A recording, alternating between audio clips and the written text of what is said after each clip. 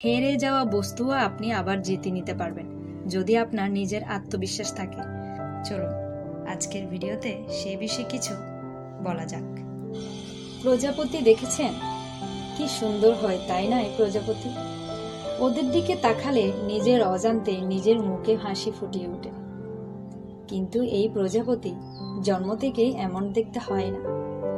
জন্ম থেকে এদের কাছে ডানা থাকে না, এরা উঠতেও পারে না।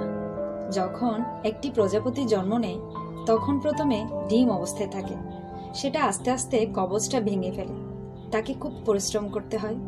তারপর কীটের আকার ধারণ করে সে চলতে থাকে, অনেক কষ্ট সহ্য করতে হয়, অনেক পরিশ্রম করতে হয়। তারপর তার রূপটা বদলে যায়, তারপরে তার ডানা গজায়, তারপরে সে উঠতে পারে। এই নিরন্তর পরিশ্রমই সাফল্যের মূল মন্ত্র হয়। কখনো কখনো প্রতিভাও কম পড়ে যায় যদি নিরন্তর পরিশ্রম না করা হয়, যদি সমর্পণের ভাব মনে না থাকে, দৃঢ় নিষ্ঠার ভাব না থাকে। আর কখনো কখনো সেই ব্যক্তি যার মধ্যে বিশেষ প্রতিভা না থাকে, সেই ব্যক্তি নিরন্তর পরিশ্রম করে নিজের মনের সমর্পণের বোধ জাগিয়ে তোলে, দৃঢ় নিষ্ঠার সাথে কর্ম করে আর সাফল্য লাভ করে। সেজন্য আপনি জীবনে যেখানেই পৌঁছে যান না কেন, নিরন্তর পরিশ্রম করতেই থাকুন, তবেই আপনার ভবিষ্যৎ রঙিন প্রজাপতির মতন রঙিন হবে, তবেই এই সংসার আপনাকে দেখবে। মানুষ নিজের জীবনে দুঃখ অনুভব করেন। প্রত্যেকের দুঃখ আলাদা হতে পারে। কারোর মনে এই দুঃখ থাকে যে সে তার বাবা মায়ের সব ইচ্ছে পূরণ করতে পারেননি।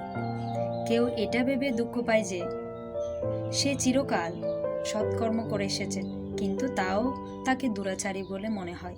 জীবনে 3টি গুরুত্বপূর্ণ শব্দ আছে যা বোঝা আমাদের কাছে খুব গুরুত্বপূর্ণ, এবং এই 3টি শব্দের নিজস্ব অর্থ আছে। প্রথম শব্দটি হচ্ছে সঙ্গবদ্ধতা, অর্থাৎ একসাথে মিলে কাজ করতে হবে, একসাথে মিলে পরিশ্রম করতে হবে, সামনে এগোতে হবে। এরকম করতে পারলে আপনার শক্তি বৃদ্ধি পাবে, আপনার ক্ষমতা বৃদ্ধি পাবে, আপনি এগোতে পারবেন এবং অনেক দূর যেতে পারবেন। দ্বিতীয় হলো আত্মবিশ্বাস।